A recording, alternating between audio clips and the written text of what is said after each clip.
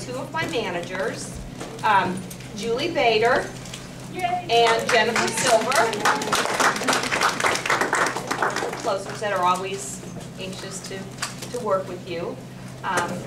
So thank you so much for coming, and thank all of the panelists for coming. I am going to introduce each of them, but before I do, I am going to start. I have a drawing for a $25 gas card. I'm going to start this basket around, and we'll start it here. And then on the table in the back was a piece of paper that you could write down a question that you wanted to have asked. So after I introduce the panelists, if you would hold up your paper, and I'll collect those papers, and then throughout, if you have a question, either you can hold up your paper, or Leah will ask a question for you. So we are going to start here with Linda Bamer. Excuse me, I haven't memorized all this. Linda Bamer is a licensed realtor, recognized as broker salesperson by the state of Missouri. Linda partners with her daughter Kelly as team leaders for the Bamer team at Prudential Select Properties. The Bamer team is the #1 Prudential Select team in St. Charles County and ranks in the top 1% company-wide.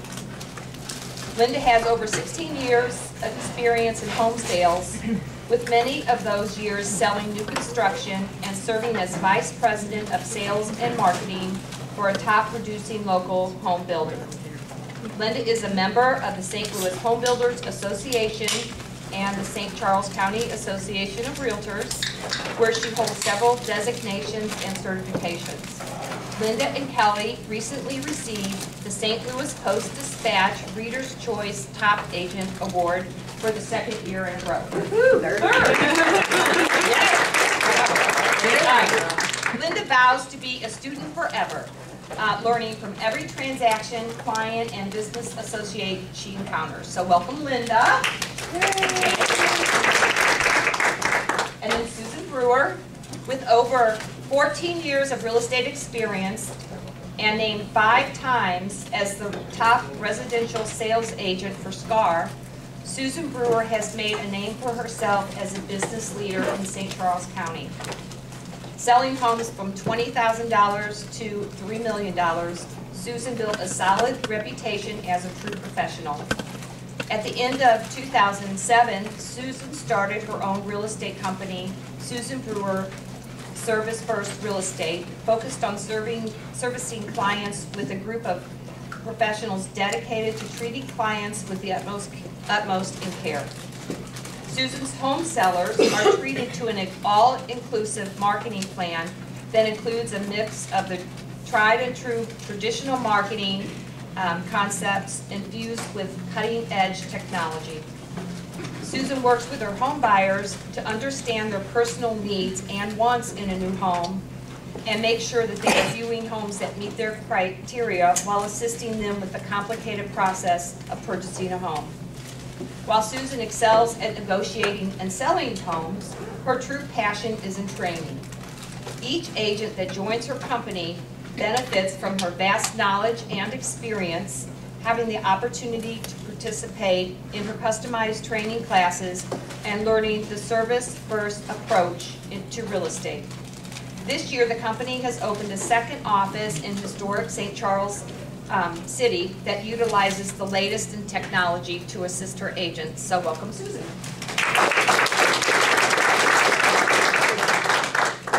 You're welcome, Bonnie. Bonnie is a lifelong resident of St. Louis, and her passion is real estate. Bonnie has worked her way through many different aspects of the real estate field and comes to us with over 5 years of real estate experience. Bonnie has perfected the role of being a buyer's advocate and is now the lead buyer specialist for the Theobald Realty Group of Keller Williams. Bonnie's goal is to attain the status of 30 under 30 in the realtor world, and she is well on her way to reach her goal.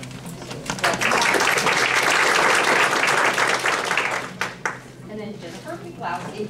Jenna's licensed for 18 years this month. Jennifer DeGlowsy began her real estate career in 1995 working in new construction sales before crossing over to existing home sales as an associate for Gunmaker.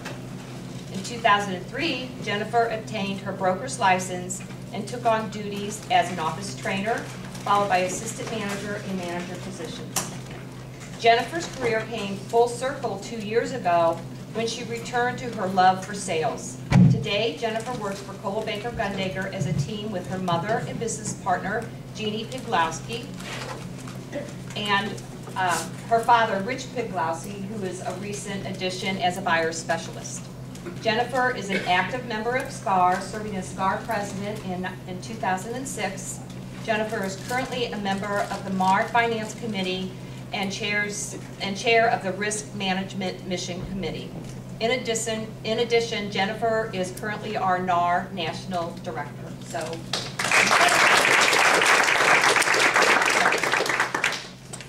if you want to hold these up, I will pick these up, and then Leah is our moderator today, so she will get the rolling.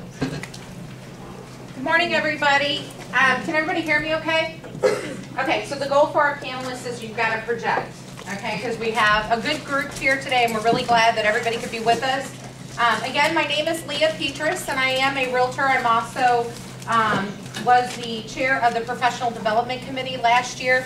And one of the things that we did is we reached out to the affiliates and said, hey, what can we do to help you bring more information to the realtors that would benefit them? Cindy jumped on board with that and said, hey, how can we do this? So as a group of realtors, we brainstormed and said, what better way than to bring a group of professionals together? And is this a diverse group or what? I mean, all aspects of the business. So we're going to start off this morning by asking each one of them, if they could, in a synopsis, to give us an idea of what your day looks like. And I know Susan said that's kind of Pandora's box. But if we could, because I know, just listening to the introductions, that they are very different in their businesses. So if we could, Linda, if you want to start, just give us an idea of kind of what's a snapshot of your day? Susan and I talked briefly and said you may all go running from the room. The goal is to be busy, let's face it. So if we're not busy, we're busy trying to figure out how to be busy. But snapshot of the day, and we'll get into some of these other topics, but you have to take some time out of each day to do your must-do, can't be interrupted, structured work. You have to, and if it means you get up at 6 and do that, because you will be pulled a million different directions by the time the world wakes up and needs you. So you have to operate off of some structured time of the day. Snapshot of the day, this is my 4th appointment of the day, just to give you any idea. At 8, and 8:30, and 9:30, we're here. I have a new construction after this, a listing at 3, and an appointment this evening. In order to do that, it takes a ton of organization and preparation, and we'll talk more about that. But the snapshot of the day is you're either busy or you're busy figuring out how to be busy, but keeping some organized time to make sure that when you do have a busy day, things go as close to plan as possible. Thanks, Linda. Susan? Absolutely. Everything she said is more than correct. Some people are more systems, and some people are more free-spirited through the day, and I think you have to have a good combination of both. At latest, I'm at my office at 7:45 every morning, physically in the office working. Doesn't mean that I haven't already spent an hour or two on the computer or the night before organizing my day.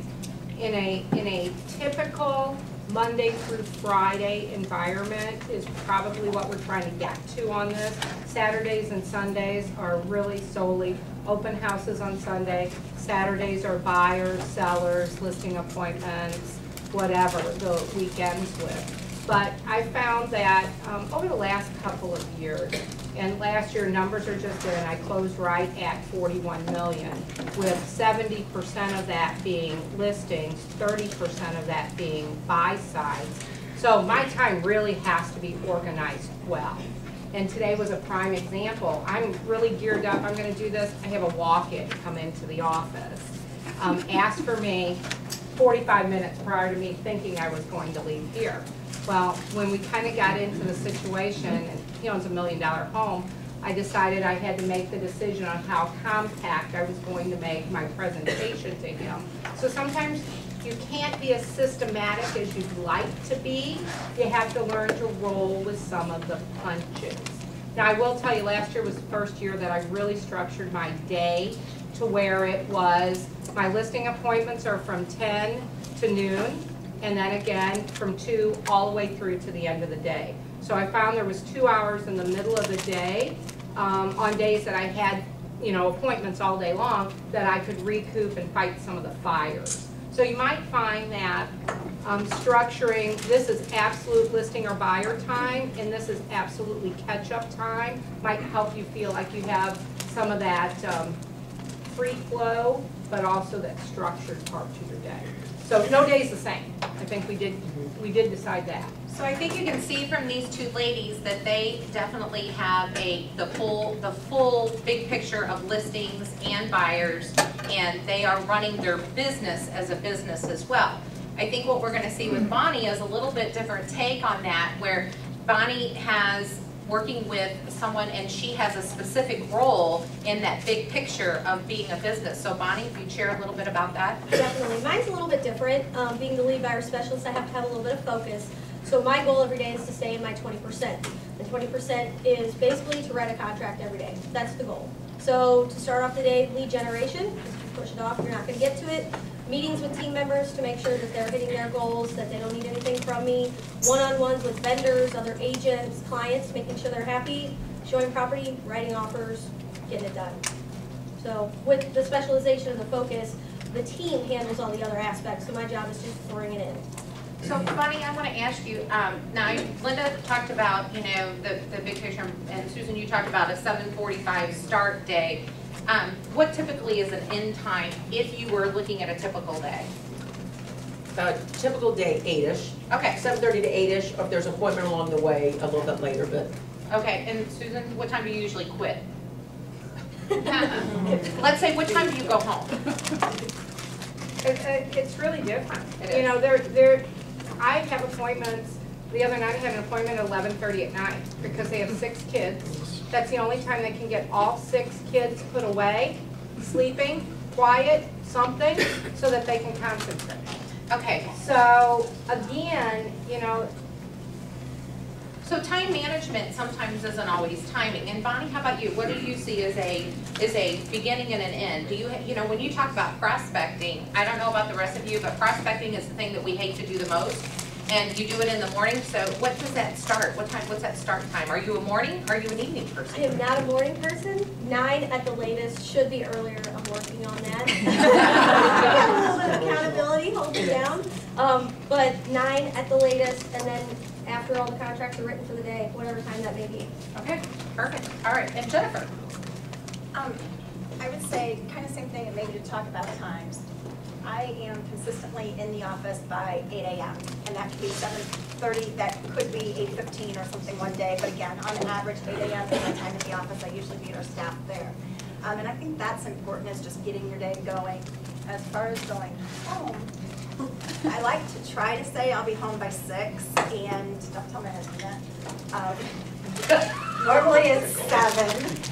And then 7 o'clock means still doing some things on the computer as I'm trying to sit down and settle down on my day. And same as Susan, I mean, you just kind of, I go with the punches, because I had, a couple weeks ago, I had a 9:15 meeting at Applebee's after an appointment that I got home at 11 o'clock. And it was putting out a new construction fire so that we could meet with the builder the next day. So again, that schedule's going to change. But what I do is, I do kind of end every day really looking at what my calendar is for the next day, so that I can mentally prepare myself for everything that I have going on the next day. I do have some specific days and times that I'll do things, like on Monday. That's definitely Monday mornings. First thing in is going to be all of your open house feedback. That's going to be sending the information on what your like online traffic for the websites were. I use Listing Book. I don't know if any of you guys use the open house feature ads, so I get that report off on Monday mornings and things like that. Feedback. I know some agents have structured days that they prepare their client. They will call them on a Monday or a Tuesday. That I don't do, because I find that a lot of sellers want to know it immediately. So my feedback is more as soon as I receive it. I let the automated feedback forms go out to agents, and typically within 48 hours I will have feedback to prepare my client or to share with my seller. So that's how I set the expectation with them, is that the majority of their feedback I'll have within 48 hours, and they will have it as soon as I have it. If I don't have something in 48 hours, then I will try to make a phone call for that last ditch effort to get feedback from that agent who showed. So again, my feedback is more immediate as it comes in. And as Susan said, Sundays are open house, so Rich, my father, does all of our signs and everything, so I don't have to worry about any of that. But again, the physical act of being there, because opens are a very important part of our business, and so that is kind of an every Sunday thing for really all the members of our team. Perfect. Bonnie, this one's not going to be directed to you, but I want to kind of follow up on something that Jennifer just said.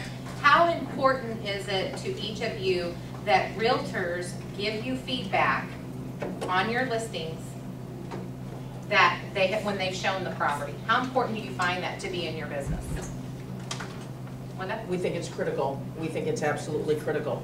We find that, and my partner Kelly handles the feedback, but what we find is agents who don't do a lot of listings don't understand the value of their feedback. And it's nothing against them, but if you don't do a lot of listings and you're not put in that position, you just don't realize the importance of it. And we'll call them and they'll say, we didn't buy it. What else do you need to know? We've had people say that. Or we've had people say, I don't even know which house it is. You know, I'm showing so many. But we're very similar in numbers as far as our ratios, buyers to sellers, to Susan is, and it's critical. And we go to great lengths. So there's a few agents that we can tell when they're showing the property, and we've actually called them and said, thank you, thank you, thank you. Top agents who will stay in the house and tap it in on their phone, and we get their feedback. We know they're in the house. So it's critical. So and we try to reciprocate as well. It's critical. It's a very important part. Anything to add to that? I agree. I think it's just common courtesy. You know, the sellers are inviting a complete stranger to come in their house and open their cabinets and look in their closets and dig underneath their sinks to look for leaks, and that common courtesy is you tell them what you felt about their home. And, you know, yeah, maybe it's not as in-depth sometimes as we'd like to see it.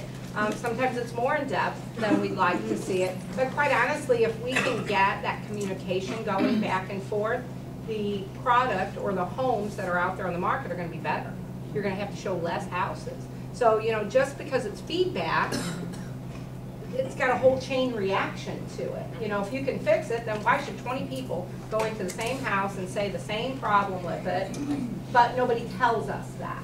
You know, so again, you know, it is critical. And I'm sorry, I know I had my turn, but I have one quick thought. We will not let them monopolize the class. You know, one thing I will suggest, and I don't know what service everybody uses, but in most services, you can go in and write your own questions. And really, I would encourage you to do that. We've done that, you know, just the standard, is your buyers in this property, rated from 1 to 5. Go in, research your feedback system, and customize the feedback to actually add some value. And if we show up a property or we reciprocate, I look at their feedback and I look at their questions and I go, hey, this is a good question. Or she may look at ours and say, hey, this is a good question. So I would encourage you, if you're listing homes, to structure your own feedback questions. Perfect. Jennifer, anything in addition? No, I agree. I think it's very important, and we appreciate it because our sellers are wanting to know what that is. And like I said, I set the expectation with my seller. Otherwise, if they forget and they don't hear me, they're calling me 20 minutes after the showing. And so I have to remind them of what the expectation for feedback is to them. But they're anxious to know. And at the same time, we can use that as, I think, similar to what Susan said, corrective criticism. You know, if we don't know, I just had a situation. I had a home on the market 4 months. And I had never heard this one particular scenario, but I heard it once, and then actually Rich held an open house and heard it 3 times out of 4 people, and we corrected it the next week, and it was sold. Actually, I had 3 offers in on it in 36 hours. So, I mean, those are the situations that if we don't know, we can't fix it. But we can also maybe get back to you and say, hey, if your buyer would reconsider this, we just took care of this. So, again, we appreciate it, sellers appreciate it, and I know that you do too if you're listing property. Perfect. I'm going to interrupt my line of questioning. I'm going to take, we had some of these questions that were passed out. One of the things, and I'm going to allow everybody but Linda to answer this. No, I'm kidding, Linda. 2 turns on 1. Yeah. Okay, so the question is, and I'm going to start with Bonnie. Bonnie, what's your biggest obstacle other than getting up and being at work before 9? Biggest obstacle? That is a good question. I think myself, just the motivation, myself, getting it done, working until the job's done. Yeah. I mean, can we feel that? I mean, I think that's a human reaction. I think that's a good one. It's keeping self-motivation in the situation. Jennifer, what about you? Now ask the question. 'Cause you What is answered. your biggest obstacle in your business? Probably time management and personal time. Personal time's my biggest obstacle. That my husband will tell you. Okay, Susan? I'm gonna say communication, and that's internally, but also externally. I think as people get busier, we lose some basic communication skills. You know, I had 2 contracts sitting in my email the other day for hours and hours and hours that the agent never called and said, I'm sending you an offer. Communication, even though it's so much easier. You have text, you have cell phones, you have the, it seems like 14 years ago, agents communicated better together with not having any of those. You know, 14 years ago, you had a bag phone or a pager. But we spoke to each other more often than we do today when it's really simplified. We could do those things. So I think communication, and you know, I'm on a big kick this year. We've done it in our company so far on basic types of culture, where it comes a rule, where it comes a system, where it becomes a common courtesy, and where do these guys overlap? And I don't know that a common courtesy is calling someone to say you're sending them an offer. I think it should be a rule, because you've got buyers and sellers relying on this piece of paper, but nobody knows it exists. It could be in your junk mail or something like that. You got it, absolutely. Did everybody hear Adrian? Adrian said, you know, if you just send it, it could end up in your junk mail, and that offer never gets presented. I've had that happen to me with a contract from a Right. vendor standpoint. Yeah, come over. Lisa? Well, and also, I mean, she could have 2 other offers, and I had the same thing happen this week. And it was almost an entire fiasco because the agent never said it was there. I had no idea, and it's right in the middle of the Super Bowl, and it was really not, it's tough. So what I'm You hearing can from lose a this house. is not only is our technology a great thing, but we really need to go back to the grassroots effort of communicating and making that phone call, sending that text message, whatever we need to do. You know, if we are familiar with working with that person and we know that they respond to text message, or we know, and I will tell you, if I send a text message and you don't text me back, I'm going to be calling you, because I like to text message. I mean, to me, that's a time saver, so I use a lot, but you know, that may not be for everybody. So, Bonnie, I wanted to ask you, what advice would you give to a new agent getting into the business? Fail forward, just go for it, just do it. You're not gonna learn unless you try it out, you see what works and what doesn't work, so fail forward. Good advice. Good advice. Jennifer? I think planning your day and scheduling, so that, especially as a new agent, making sure that you have specific tasks that you're going to do that are business building tasks, that are lead generating tasks. Because if you just wait for the business to come, it's not going to come in like you think. So the preparation, and again, our days get a little crazier as we're busier, but when you are a new agent and maybe not as busy, you can plan that day. So time management and planning your day. Perfect. Now I'm going to allude to Linda, because I'm going to come back to you, Susan, because I know you have a different scenario here. So Linda, what would you, if you know, if a new realtor approached you at the office, what would you tell them? You know, I think that, and we see a lot of new realtors, but I think the number one thing I would tell them is treat it as a career and not a hobby. Take it seriously. I was fortunate enough to come out of a corporate world where I got up, got dressed, showered, went to work, and was in my office. So this was not a change. This is a very short story, but when I was my very first week in an office, I got up on the Monday morning of our sales meeting, or Tuesday morning of our sales meeting, and my mom had called and had a little emergency, and I called the office and said, oh, this is Linda Bamer, I just wanted to tell you I won't be at the meeting today. And the girl goes, okay. And I go, because in my world, we all had to be, you know, I ran a sales team of 45 people. So I get to work and I'm like, I called to let them know I wasn't coming, and people kept going, okay. But in my mind, it was my job, and it was my job to be there, and we've always, my partner and I both have always treated it like a career, and set goals. Mini goals. I went back the other day and found my business plan. I wrote the first, you know, and this is my 4th year, but my first year, I'm going to do this and this and this. And I've done those things, and I continue to do those things. So set goals, and if you're not a goal achiever, make mini goals. It's easy to achieve. It's easy to achieve those. So take it serious and set some goals for yourself. I know over the years, people have talked about how silly it is, but you know, going back to training over the years, one of the things they tell you is if you've got a goal, cut that picture out, write it down, and stick it up where you can see it every day. And I think that still works in the big picture, even though we are more technology driven. If you want to put it on the front page of your iPad when you log on every morning, but if your small attainable goal is not to drive a VW and to drive a car where you can fit more than 2 people in it, then you need to put that car out there and say, this is what my goal is to accomplish this. So I think that's true.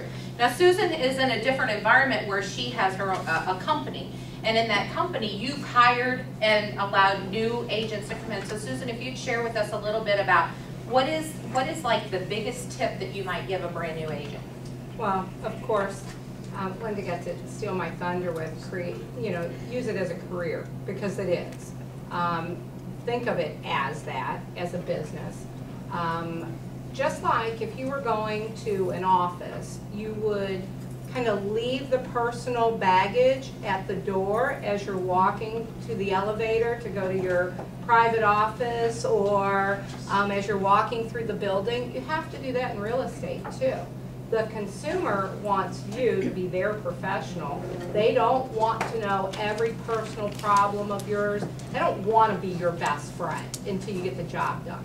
After the job's done. So treat it as a true career. The other thing is invest back into your business. Many, many agents don't. And one thing that I learned probably year 2, my manager said, there's 2 things you need to do. Or before that probably. One, you need to invest back into yourself, and the second thing you need to do is invest back into your business. And whether that's upgrading your phone, upgrading your laptop, investing in some type of technology, maybe it's running specialized ads. Whatever it is, you have to make sure that you are really, really growing yourself. Otherwise you get bored. You want to make sure that you're really looking at it like a real career. So many people come to me and they'll say, I'm not so sure if I want to quit my real job in a realtor. What in the world? What does that mean? And a lot of us, I don't know that we always treat it as a real job. And I would have to agree with you there. And I don't get to hire the agents, my husband does. Well, so yeah. I had to step on his toes a little bit. That's okay. One of the things that we wanted to touch on is your business model. So I think we've kind of touched on that a little bit, but overall, each person has a business model, and we have to sit down at the beginning of every year and say, okay, how do I want this perception to be? So Jennifer, I know your team has been built over the last couple of years. So you and your mom and all you guys became. So how did that come about, and what was behind the decision making behind that? Ours is a little unique, I guess, because it is family. So when I transitioned back 2 years ago, ours is a little unique just because Jeannie and I are kind of the team leaders, but we do our business individually at the same time, if that makes sense. We manage our own listings because we do things a little bit differently, and I'm not going to change her, and she's probably not going to change me. But as a business model, as we are growing and adding, I just added a buyer specialist, so for 2013 I have a buyer specialist. That's where our model will begin changing. So we'll have Jeannie and myself, we primarily handle listings.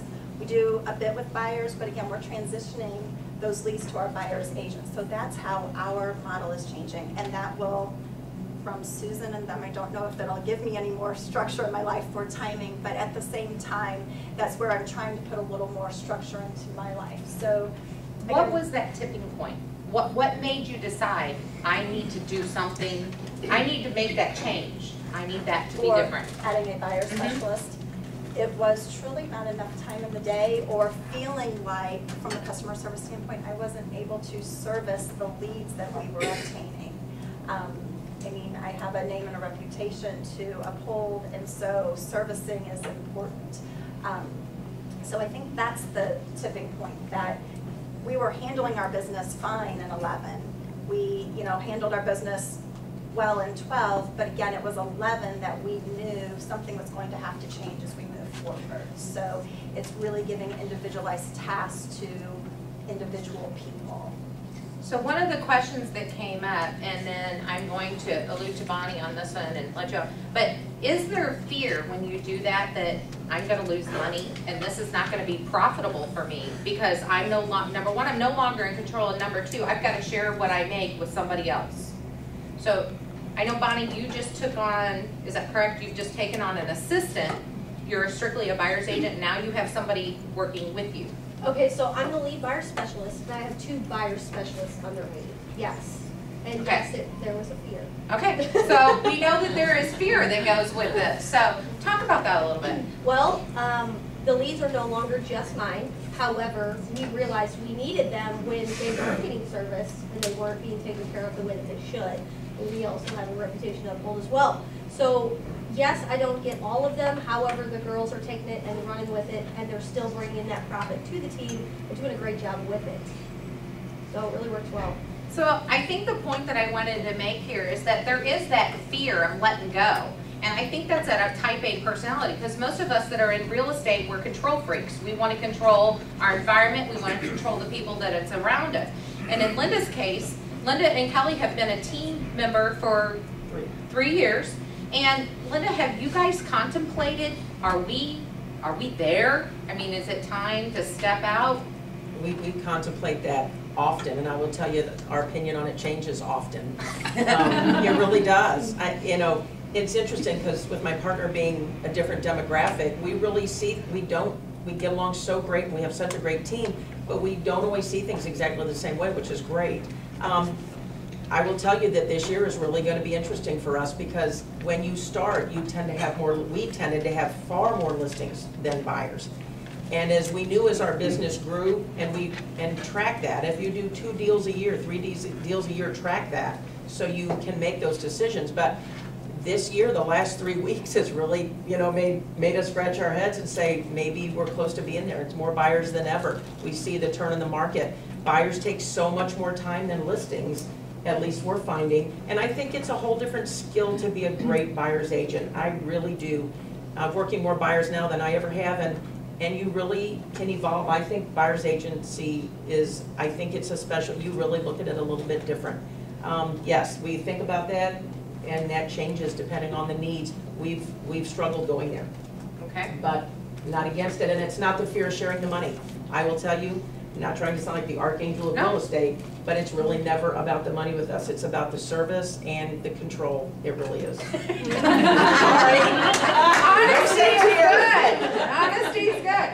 Okay, and Susan, I know, okay, let's back you up. Okay, let's back you up from when you left Cole Banker and you started in your little house and things just started happening. So then you knew that things had to change. Explain that a little bit about that process of that change. Well, how did you overcome, I was here and now I have to be here, and now you have another office? Right. Well, let's even go back a little further. Okay. About 3 years in the business is when I decided I needed an additional person. And the same person that's been with me all that time is my senior buyer's agent. She's my only buyer's agent through all of 2012, a little bit into 2011. So I actually scaled down my team last year. Being our biggest year ever, I still scaled it down because I had to get a few things back into control. So year 3, I had 1 buyer's agent. Then my husband joined me, and then year 4, 5, whatever, I had a couple of people. When I left, I actually had 3 people on my staff plus my office assistant. And I immediately went down to 2 and my office assistant.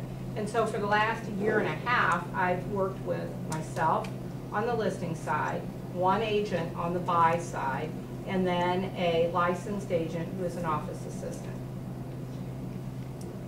So getting to the model part of it, the reason I had to scale down is I had to figure out what was happening with the market. And as the market was transitioning, the listings were getting more and more and more, and the buyers were thinner and thinner and thinner out there. We all went through that a couple of years ago. So that was a great time to do some analysis on the business. Well, last year, as the buyers got heavier and heavier and heavier, my model is different than some of the people here, because the agents that work at our office are all independent contractors. They don't work for me. One works for me. And that's probably not what most people think, you know, how we do our business. And then you say, most of you are sitting there, will say, how do you sell $41 million worth of real estate and you have one buyer's agent and a licensed assistant? Okay?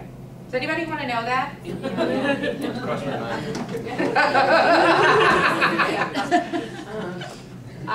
For the most part, I almost have a photographic memory. Oh. That helps. You're not your 50s yet. That helps.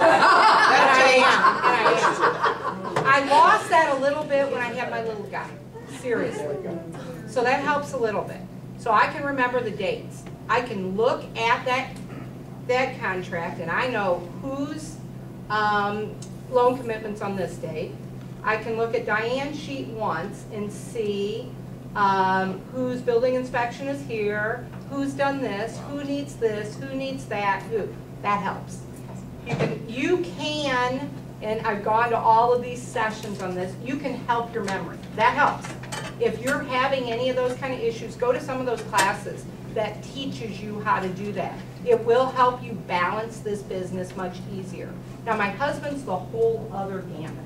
So twice today I told him probably where I was going, and probably if I called him right now, he'd think I was at a listing appointment. So he balances out the, I have to balance myself through this. And so, to the question, how do you actually set a model or a team or an atmosphere? You have to figure out what you do and what you do best. And then you have to fill in the gaps of what you need. And if any of you guys have ever talked to our office assistant, Diane, she will talk to you on the phone forever. Amen. And if any of you talk to me, I'm not. I'm to the point, I'm done. Are you sending it to me? Are you not? Are you signing it? Are you not? Okay, get it to me. So that's my personality. So I have to have her to balance my personality, because she can sit on the phone and talk to that little old lady client for hours. So again, figure out what you do and what you need, where your weaknesses are. My other weakness was that I just gave you full reign. If I gave you 70 leads, I expected you to close a third of those leads, but know where the other ones were, where the other 2/3 were. What were they doing? Where were they going? And I found out that when I started looking and tracking the leads the end of 2011, people were falling through the cracks. And we probably can all say that here too. That's when you need somebody. As soon as you've realized, holy cow, I lost that person that was a buyer or a seller before with me because somebody didn't call them back, or I didn't call them back fast enough, or I didn't get them the information. That's when you need an assistant. Don't do it when you're way too busy to figure out where your weaknesses are, what your structure needs to be. Do it ahead of time. Be proactive in that. Do an assessment of yourself and figure out what you need. Now, taking our model a little bit differently, we also, I don't do any of my own print media. So I have a graphic design staff, and they do all my newspaper ads, my feature sheets, professional photography, photoshopping photography when needed, downloading of photos, managing the website reports, all of those things. So now I'm taking a whole bunch of that off of my shoulders too, for you guys who are sitting at home for 4 hours designing your just listed cards. You know, all of that is up and off of my shoulders. You got to pay those people too. So, you know, I pay a graphic designer a pretty heavy dollar amount. In fact, it equals probably 15 houses a year is what he's getting paid to do those kind of things. So just assess what your business is, assess what your model is, and then fill in the gaps. And I think that's a good point. Linda, just a little bit about where you're at. Do you, what types of things do you send out? What do you do as far as your marketing that thing, and what do you pay to have done? We pretty much do everything ourselves. We've grown, I mean, 3 years, we really don't have we're in a whole different spot in our profession. We're really, I consider us new at this, I really do. 3 years is not long, so, and it's a completely different world from our new construction job, but we do everything ourselves. I will tell you one thing we did this summer is hire an intern from a zoo. She needed an internship. It was absolutely a fantastic experience. We paid her, we didn't have to. We can't imagine having somebody come to work for you and not paying them. But we now can send stuff to her at school and she can help us. She knows our systems, and that has really been a good experience. And she's, you know, she's young and sharp and keen and can do something in 15 minutes that it takes me, you know, 2 hours to do. And so if you want to start small, that's just a suggestion. If you don't have the money for a staff, there's some really talented, creative people that can, in school that can help you out, and that was a great thing for us to do, so. Perfect. Bonnie? I know yours is a little bit different, but on your, you know, in your situation, you know, what is it that made you decide to reach out to somebody else? I mean, I know that the team is a big thing for you, but other than that, is there anything that with doing that helped you mentally be a better realtor or a better buyer's agent, or? Yes, because they are looking to me to lead by example. Really, if they're going to bring in 2 a month, I should bring in 4 or 6 a month. So I have to be on my game if I expect them to be on their game. You know, and I think that's a really good point. And Bonnie, I want to also ask this because this was one of the questions that came in is, why do you not want to do everything that everybody else is doing? What makes you want to just be a buyer specialist and not want to tap into everything else? I love buyers. I love the feeling that I get when we find the home as quick as we do. Sellers are great, but I find fun in the buyers. I think that it flows when you have focus, laser beam focus on one thing, and you get more done if you focus on just that than 50 other things. And it just works. It's working. So if it ain't broke, don't fix it. Jennifer? We do compartmentalize, or even though it's my mother, my father, myself, and then we have our buyer specialists, again, we're working more with the buyers. Rich actually is kind of like the graphic designer, from what Susan said. It's not his title, but once Jeannie and I do my own CMAs. I know that some other individuals, they don't do their own CMAs even on teams, that they're kind of handed to them, and that would freak me out because I've got to look at the data and see what it is I'm talking about. So on the listing, Jeannie and I do our own CMAs, we do the presentation, we sign the paperwork, and then we have office staff, because we're with Caldwell Baker Guntiger, who will do that data entry and everything. But at that point, Rich really takes over for that initial step. He does all of the photography. He comes back and he does everything from the download to the Photoshop if necessary, just so that things show great online. And again, when we Photoshop, we're not changing something that shouldn't be changed, but if it is removing a trash can that he missed or something, you know, I mean, he makes sure that the photos look good. So, I mean, we're not altering the house, but we are making sure the lighting is perfect and things like that. So he does that. He gets everything uploaded into the MLS on there. He does things with the website. He does the QR marketing. So everything kind of technology based, you know, postlets and all of those things. So he handles all of that, and that's perfect. Then when the listing's in, of course, that does come back to Jeannie and I as far as our hands-on touch with the client and keeping them updated on market. But we have a lot of automated things too that will keep them updated on web traffic and things like that help. Good.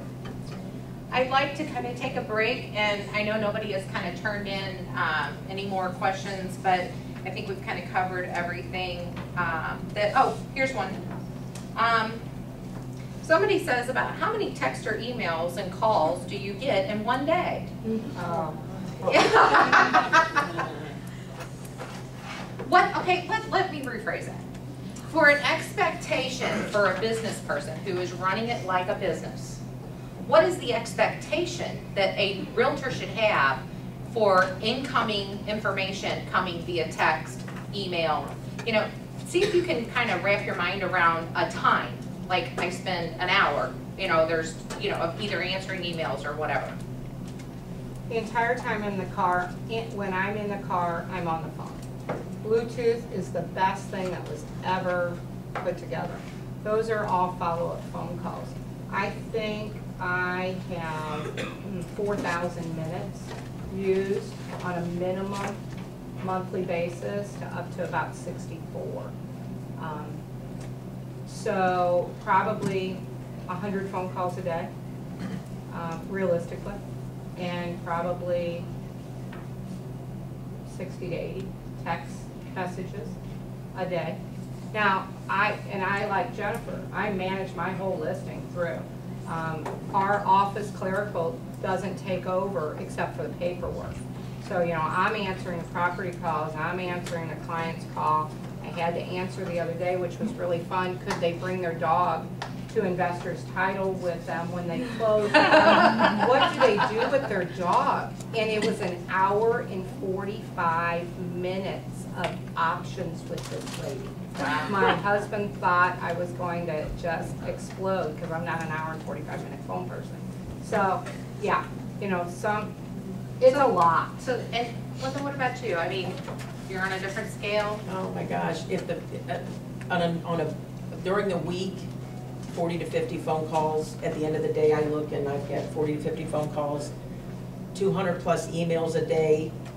25% of those are, you know, Pottery Barn or. But I also, I would say 200 to 300 emails a day. I spend a lot of time unsubscribing.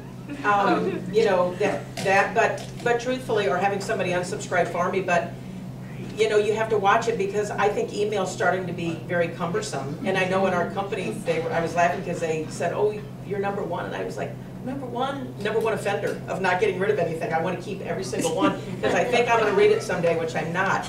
So they archive me by the year. But the truth is that I'll do 20 to 30 texts. Maybe my partner Kelly loves to text. She corresponds with most of our consumers or our clients by texting. But 200 plus emails, 40 to 50 phone calls a day usually. Weekends every once in a while, it's a little quiet. Of course, I panic and say, what are we going to do? Right. You know, then Monday you get a reality check. So it is a busy, like I said, business breeds business. I really do believe that. Okay. Bonnie? A lot of texts, daily, I mean every minute. I mean, we work with a lot of first-time home buyers, a lot of newlywed buyers. They're all that text generation. That's really all they want to do. Phone calls when there's something that needs to be talked about, because text can be taken differently than what you actually mean it to be. So those important phone calls in the lead generation time, but it's a lot of text. AT&T loves me. Unlimited is Quicker good. than a phone- quicker than a phone call. Unlimited is good. It's So if you're gonna make an investment in yourself, one of the first things you wanna invest in is lots of minutes and unlimited text. And you gotta have media on your phone. I mean, that's just a given, because if you're working, you're on the go. And, you know, those emails and things have to be answered from your, you know, and I sat through a lot of classes where they said you have to have an iPad and it has to be internet accessible all the time. I disagree with that, and I'm just going to say your phone is your lifesaver. So you need to have your phone at least accessible, because there are times when you are places where you have to respond right then. So that's a good point. Jennifer, how about you? I agree with the things they're saying. My minutes were, I don't check it as much because we're now unlimited on minutes, but I was running about 3,000 minutes on average. So, I mean, cell is huge. You're constantly on the go, answering phone calls and follow-up in between appointments. Emails probably about 100 to 120 a day, and text probably about 25 to 30. But it just, I agree, generation, it depends. So certain clients you know, and I've got to the point, especially on listings, that I ask the client, how would you like to be corresponded? Some prefer the phone. You know, I mean, our older client's going to prefer the phone. A younger one's going to say, text me. And so that's another good thing, I think, with your clients is ask them. I mean, you can tell them how you would, but I think it's even better if you're okay doing all three, which I think you should be in today's age. Ask them what they prefer. And I do things differently depending upon the consumer. I want to share a quick story about Jennifer. We were recently at Capitol Conference, and she had a transaction that kind of was unfolding as she was there. And one of the things that transpired was that somebody said that there wasn't something specific on a contract. And due to technology and her phone, she was able to pull that contract up and look and see that that information was actually on that contract and resolve that what you call that fire, putting that fire out, even though she was in Jeff City at the middle of Capital Conference and she was still conducting business. So you can see how critical it is that you have to be somewhat technology savvy and you have to be able to embrace that, because we just don't know where that's going to, you know, what's going to happen at the time that it's going to happen or where you're going to be. And if you want something done, you just ask a busy person, and they're the persons to get it done. So, you know, for those of you that think that you can't get involved because if you do, you can't work, I think that's quite the contrary. Yes, Jen? I wouldn't have even remembered that till she said it, but I think that brings a great point as far as your transaction management. And if you have a system, some of them will be through your company, some will be some that you purchase, whether, I don't know, a variety of things. Mine's through my company, but everything transaction management is in essence in the cloud. So that's why I was able to do that. I mean, I had my iPad, I was standing in the state capitol, and I just went and I went to our online transaction management system. I pulled the contract, I found the data that was there, I emailed it off to the person who was inquiring, and it was done.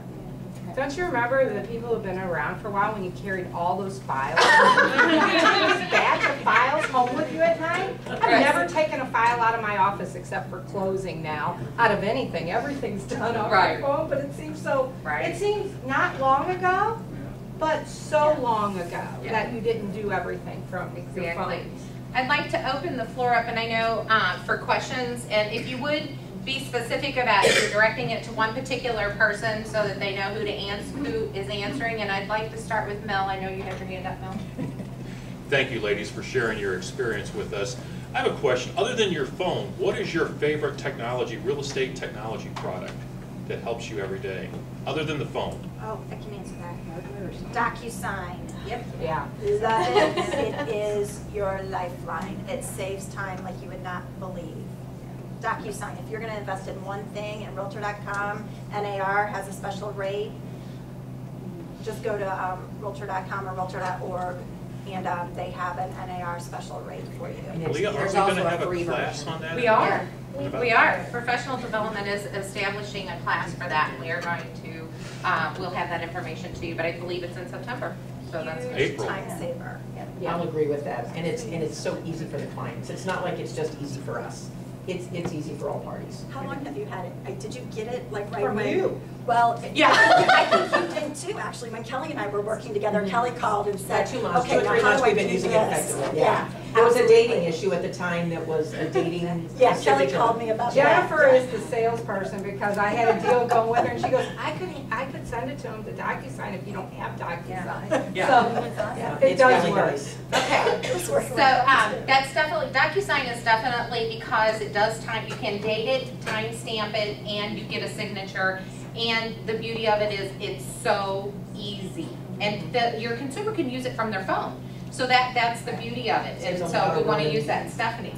Yeah, I'm going to thank everybody for coming to the panel too. I wanted to focus more on it because it was about riches and niches, or your niche. And I know we have buyers and listing, and you guys do both, but what do you really think was your one niche that got you where you're at? Like some people do investors, whatever. So if they can maybe each kind of tell us what their niche is and how they got there. So we can all, you know, because I think that helps us focus on what we're good at. And I think we've kind of covered that a little bit, only because we were kind of talking about what made Bonnie decide to be a buyer's agent, what. That's a role. You know what I'm saying? I think that's a good start. I think that's a role, but I'm looking at, do you agree, Linda? I agree. Yeah. Okay, We didn't so, really get into what their niche Linda, is. go ahead. Short and sweet, and when we started the business, my partner and I both came out of new home sales where we had over 200 million in new home sales. Everybody assumed our niche was that niche, and it was not, because most of the homes we sold were in the peak. Actually, when the phone rang from a previous customer, we went, oh, because we knew they were 20% upside down. Right. That is a niche we are now venturing into because it's more in line, and it's really strong for us right now. But the niche was just letting people know we were in the business. Okay. People know, take the people that you know who like you and trust you and will trust you with your business. Whether it's a club or a group, or you're in the Lions Club, or you're in the Elks Club, or you go to a certain church, start with your sphere would be, and letting people know it depends on your personality, like it's a kind of an ego, you feel kind of egotistical to be an agent to let people know, but I spent a year not really letting people know and let people know you're in the business. Make sure that everything that you do is personally branded to you and wear your name tag occasionally. I appreciate that. But that's interesting, because everybody thinks our niche is what our niche wasn't. Oh, So- okay. So, I didn't know that. I would assumed it was new construction too. No, if you know 20 people, let those 20 people know you're in business. Okay. Let them tell the people that they know, start with your sphere. That would be my best advice For your niche. for our niche, which is, it still tends to be new construction because that was a big part of our life, but it's not in the way that people thought. So yours is more social, you feel social. More social, Okay. correct. Okay, Susan, you want to touch on that? Well, our niche was always more advertising and marketing. I came into this as a marketing specialist versus a salesperson. Okay. Back in a time where, really it was more sales driven because you didn't have as much at your fingertips. I mean, I think when I walk into people's houses and I pull out one slide on my iPad that says my mom's a black belt at real estate, everybody goes, oh my God, that was you. So create something that's a little bit different than someone else and ride that wave of that marketing. And then, of course, it has to evolve. It's not the same cool thing anymore now that Andrew's 21. Good for you, for Andrew. You will see that come back into play a little bit because he just got his license. So we will roll back time a little bit and start a big marketing campaign on him. But needless to say, that niche, I will tell you that my husband looked over these questions and he said one thing that he wanted to bring to the table to everybody here is don't get too niched in a price. Price. A lot of times people will get really niched. I only do first-time home buyers. I only do million-dollar properties. And that's really good when first-time home buyers are great or million-dollar property sales are great, but everything in the middle can keep you from putting food on the table. So don't get too niched in a price range. Find your niche in another direction. I came out of the marketing world as well. I was vice president of sales and marketing at the end of my new homes. And I agree, I came into the business and instantly said, nobody markets. Nobody really markets. So I back at 100%. I think we both have a very strong background in that. I agree with Susan, don't get too niched. Ours is obviously buyers. We have a newlywed buyer program, we do bridal shows, so we're hitting that. We have a luxury division, so we're hitting that, we're getting higher up. And then we have an investor division as well. So we're grabbing all the things that are working right now, pulling that together and kind of being there for whatever they need with the certain people. So, Perfect. yeah. I think for myself, coming back after, again, part of my intro was involved in your association, whether it be local, state, national, and I've actually used that to our advantage for our team. When I go back, when I'm doing my business plan every year and I'm looking back at the year prior and I track, where did my business come from? I can relate 6 deals last year, 6 transactions out of 68, so 10% that came from MAR. And what that means is it's the networking and what I do being active there. I do that because I learn things from it. I believe I bring things back to the local area as well when I'm at the state, whether I bring it to the local association, whether I bring it to my office or my company or things like that. But I enjoy that involvement. But I also interact with those individuals. And again, 10% of my transactions last year were from those state contacts, from Kansas City and from Joplin and from Branson, that type of thing. So I don't know if it's actually a niche, but it's networking. So no matter, kind of like Linda said, networking, whether it's that soccer team or that group or whatever, it's the networking. But really, when you're setting your goals, know where your business is coming from. If you want it to come from somewhere different, then move your focuses there. Okay.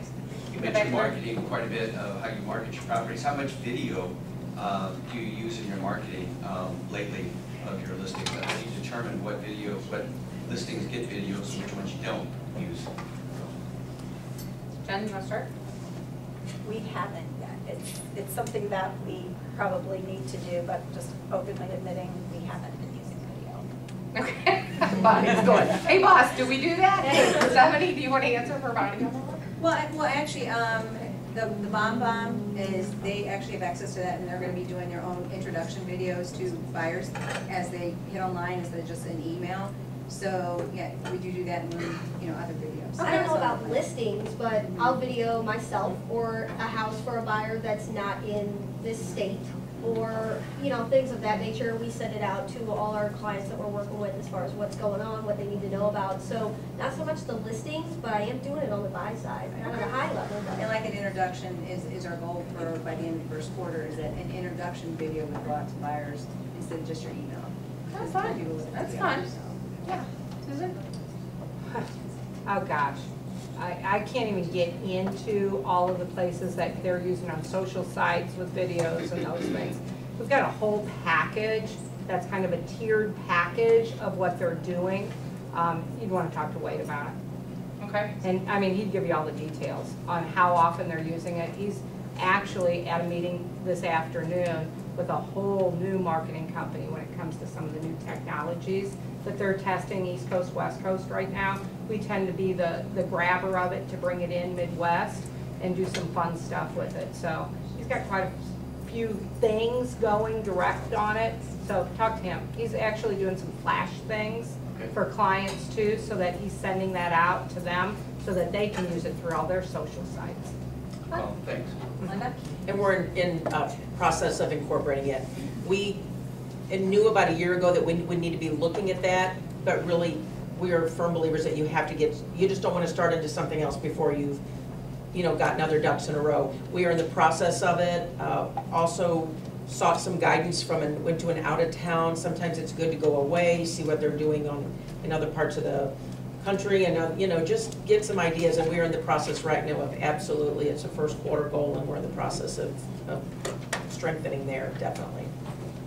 But yet keeping it somewhat simple. I mean, I think you can overdo that too. Correct. Yes, ma'am.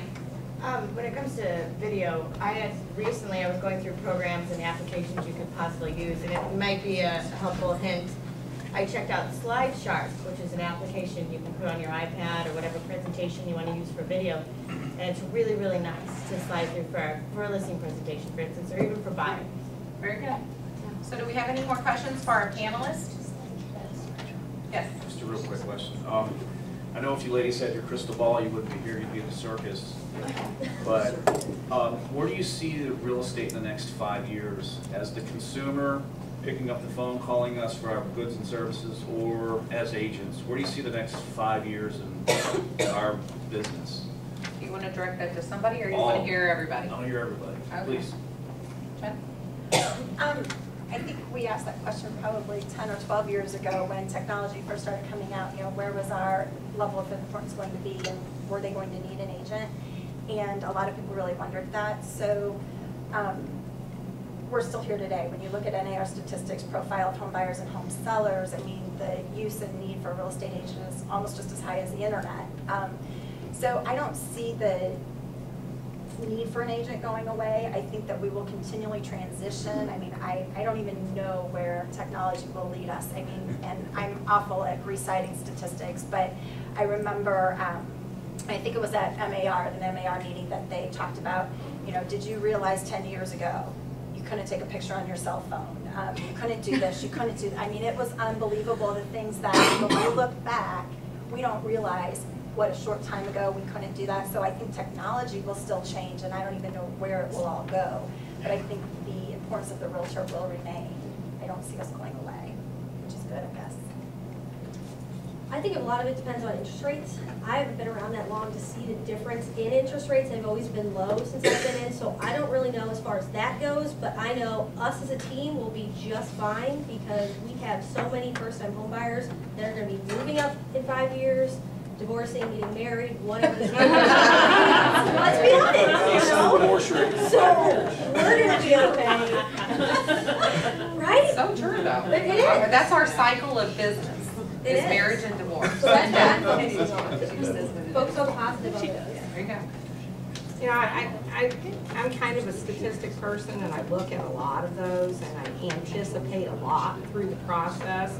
And, you know, I guess 2012 has probably been the closest in my eyes of 2005 that we've seen during this entire period.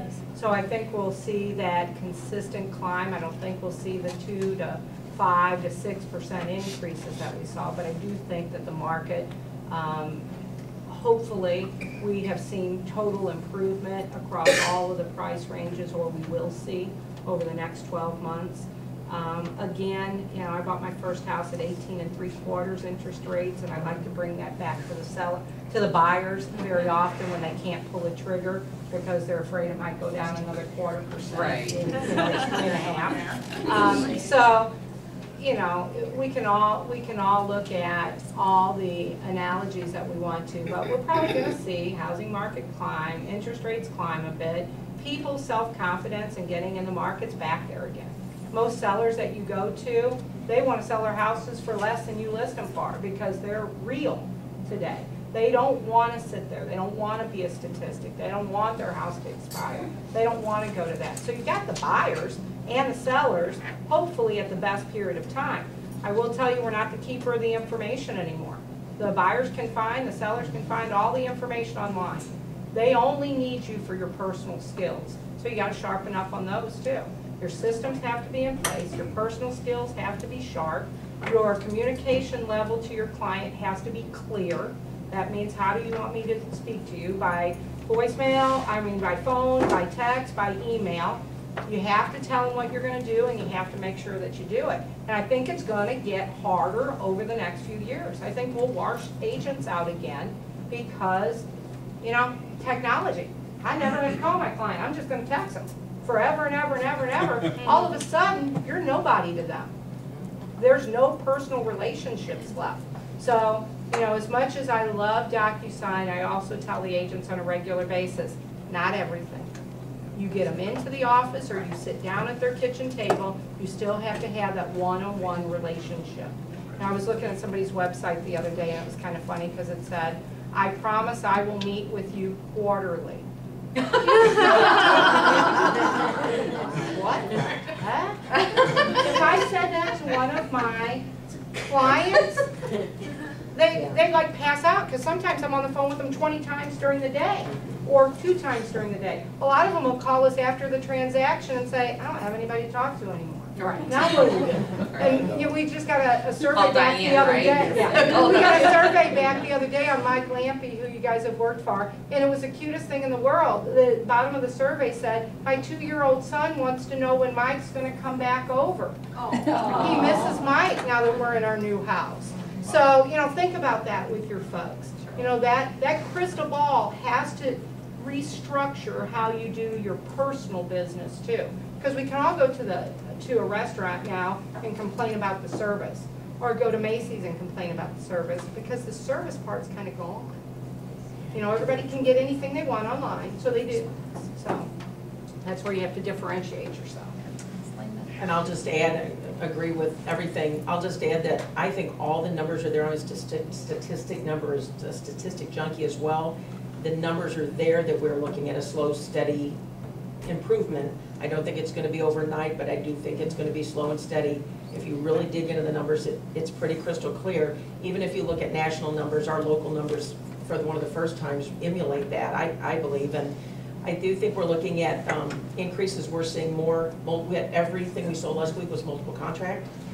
Now before we show, I'm supposed to show a house today at 4, last night at 7. I thought I better call the agent. That's a pretty good house. Don't bother, I have 3 contracts over asking price. We are now calling before if we set our showing 3 days in advance, we're calling that day to make sure it's still available.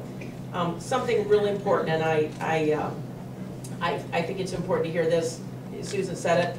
I am a firm believer, and I also believe it's my generation and my age and my personality. You cannot replace the belly-to-belly. You cannot replace the face-to-face. I know that younger generations like to text, but I think it's hard to fall in love with somebody over a text. I think it's hard to trust somebody over a text. I've always said, no trust, no transaction, period. They have to trust you. They're giving you their business and a huge responsibility. I think it's a relationship-driven business, so I'll back that. I don't know if everybody agrees with that. And I also, one of the things we touched on is the amount of information that the buyers and sellers have today is incredible. It's, you know, if you go to an open house and don't know the estimate of the house you're standing in that day, you're making a huge mistake, because it will be brought up to you with one of your first 2 or 3 people. One of the problems I have with that is I don't think that the quickest information available to the public is the best information out there. And it's our job to educate people and to be prepared without getting in their face and saying, well, that's not true. you have to become an expert. And you know what? The good thing about an objection is you have a chance to become an expert. So I look at objection as opportunity. If somebody's going to come in and, you know, argue me on everything, I try to just become an expert, and that's an opportunity for you to do that. And if you're an expert, people want to do business with you. I do believe that. So I know that people can buy their way to the top of a search engine easily. But if the number they're looking at is figured off of a basic algorithm that makes my house the same as your house is your house, you have to know that, and you have to be prepared to answer that question. So it's like everything in life, you know, preparation. If you go prepared, you're probably going to win, or at least have a chance to be winning the game. Michelle? I was gonna say, you can go into the back end of Zillow and it'll show you how far off they typically are in that area. So pull this estimate and then pull that right off of Zillow. So when they say, well, this estimate says it's 20,000 less than you're listing it for. Well, here, you know, Zillow is telling you, and you know, we called Zillow when they called us to spend money with them and said, you know, help me understand, if I want to really test a good salesperson, get this question. Help me understand why I should pay you, whatever, $1,500 for you to tell the world that the house I'm advertising is not worth what I'm asking for. And you want to hear silence? I love it. Can I call you back? No, I want to know now because, you know, but the truth is, you know, they said, well, you can go in and build up your estimate. I don't know if you know that, but you can go in and build up your estimate. Mine went up like $450. I was $25,000 off. So I don't necessarily buy it, but ask the questions, tap into those resources. You know, if you're dealing with somebody to help you boost your marketing, call them. Who's your rep? Help me understand why you can help me be better at my job. How can you help bring me buyers, sellers? I think sometimes people take the word of a salesperson and, you know, do your due diligence. You're putting money into yourself. Make sure you're spending it wisely. I have one more question. Can we get like a quick rundown from the four of you as to what marketing programs you find are the most successful in your business? Whether it be Zillow, Trulia, Realtor.com, mailing to your sphere, just kind of a quick, where's the best place that you focus your money? I don't know that there is a best place. I think you have to do whatever you do and do it consistently. So if you decide that you want to do mailings, then you need to do them consistent. If you do one mailing or two mailings and never do them again, you just throw that money away. If you're going to use newspaper, do it consistently. If you're going to use internet sites, know which sites they are, know how many photos they take, understand how their photo lists are. So if you're on a website and you have 5 photos at that website, that's what the maximum capabilities are, and you have 5 at the front of the house, you've thrown your money away. So you've got to do your due diligence on wherever you choose to spend your money. Now, I would tell you, as somebody who's always heavy marketed, from the time, you know, my first year in the business all the way up, I've done a little bit of everything. And I've been very fortunate that I haven't had to cancel any of those. I still do the same thing that I did 14 years ago, plus everything that's come along with that. So again, good sound, do the research on whatever you're going to use though. You know, if you're using mailers as one of your primary sources of information, and figure out what works on those mailers. So you get a phone call, ask them, how did they find out about you? I mean, I think that's part of all of our business. When somebody calls you and you're sitting at their kitchen table, ask them why they called you. Does anybody want to add anything to that? I do. Zillow, Trulia, Realtor.com, love them because when they call in, everything is wrong or it's already sold, so that does give me a chance to be the expert. So, so that's my favorite. I don't know what else we do. We've leveraged that out. Team's got it under control, but love those sites. And I get to be the one who knows. You're happy SOI, so you can do that. Oh, and Mel, Facebook. Free leads. Yeah. As well. I see you on Warm Facebook. leads. Yeah, very, very warm leads. You should get at least one a day, minimum. Jen, you got anything you want to add? I don't specifically, I think Susan made a good point as far as photos because, and websites, because even if you don't spend any money, know what's showing online, because if your listings are feeding out, remember Realtor.com, you get 4 photos free. So if you're not spending, you or your company are not spending money with Realtor.com,